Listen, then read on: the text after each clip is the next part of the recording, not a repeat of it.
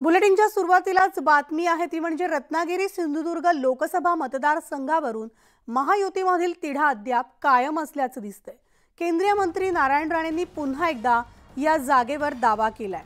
तर रत्नागिरी सिंधुदुर्ग लोकसभा मतदारसंघाची जागा ही आम्ही वर्षानुवर्ष लढवत आहोत, त्यामुळे आता ही जागा भाजपला मिळावी असा आम्ही दावा केलाय। हा दावा वैयक्तिक नाही तर पक्षासाठी असल्याचं केंद्रीय मंत्री नारायण राणे यांनी सांगितले।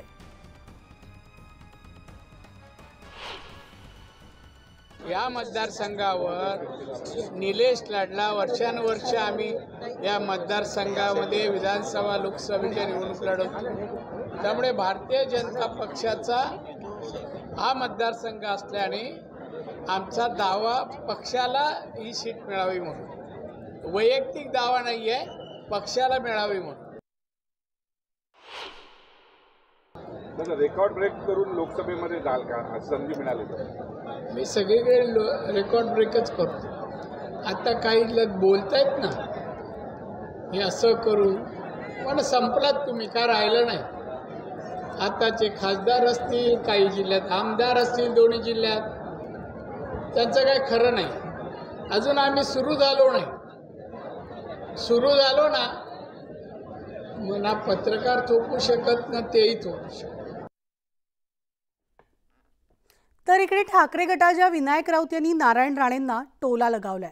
रत्नागिरी सिंधुदुर्ग मतदारसंघातून नारायण राणेंनाच तिकीट मिळालं पाहिजे, म्हणजे महाविकास आघाडीचा उमेदवार 2.5 लाख मतांनी निवडून येईल असा टोला विनायक राऊत यांनी लगावलाय।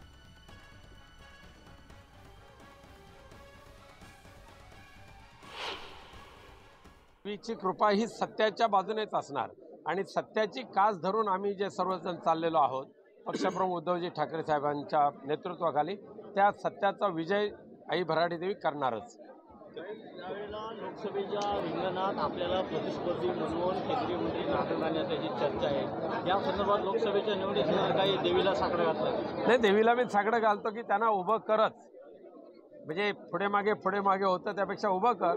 पण आम्ही शिवसेना आणि आघाडीच्या नेत्यांनी कार्यकर्त्यांनी नक्की ठरवलेलं आहे कोणत्या परिस्थितीत यावेळेला आघाडीचा खासदार 2.5 लाख मताधिक्याने निवडून आणणार म्हणजे आणणार, असा निर्धार संजय भाई। तर जळगाव